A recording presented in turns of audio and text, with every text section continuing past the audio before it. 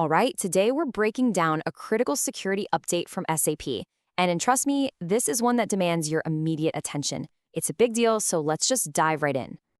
So, on a scale of 1 to 10, how bad can a software vulnerability really get? Well, on February 10th, SAP released a patch for a flaw that scored a 9.9. A 9.9. Just to give you some context, a perfect 10 basically means an attacker can take over an entire system without you having to do anything at all. So yeah, 9.9, that is about as close to a perfect catastrophe as you can possibly get. So what in the world is behind this near-perfect vulnerability score? Well, it all came out on what's known as SAP's Patch Day, when they released their security fixes. And as you can probably guess, this was no routine update. We're not talking about just any software here. We are talking about the core systems, the CRMs and the ERPs, the software that manages the finances, the customers, the supply chains for thousands of the world's largest companies. This is a flaw right at the very heart of global business.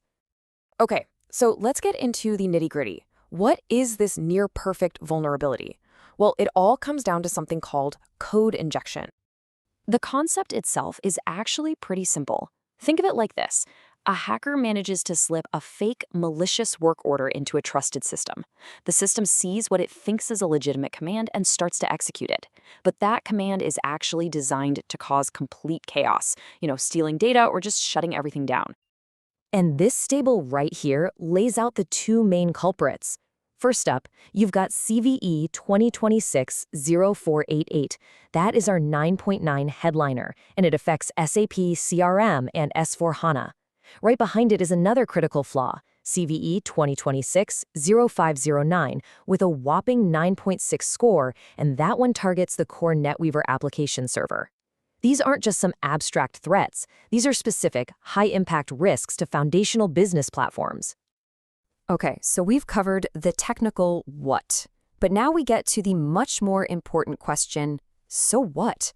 Let's shift gears and focus on the tangible risks this poses to your business. So here's the crucial point. This flaw is a triple threat. It can compromise all three pillars of information security. An attacker can steal your sensitive data, completely breaking confidentiality.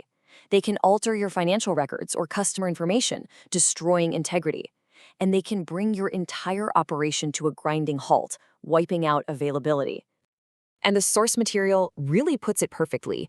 This isn't some small contained IT issue, because these SAP systems are essentially the vault holding a company's crown jewels.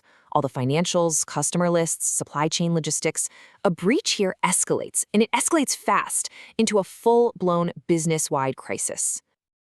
And this is the detail that should really get your attention. An attacker doesn't need to be a system administrator to pull this off. The exploit works with low privileges. That means any compromised regular user account could potentially be the key that gives an attacker control. And that just dramatically widens the whole attack surface.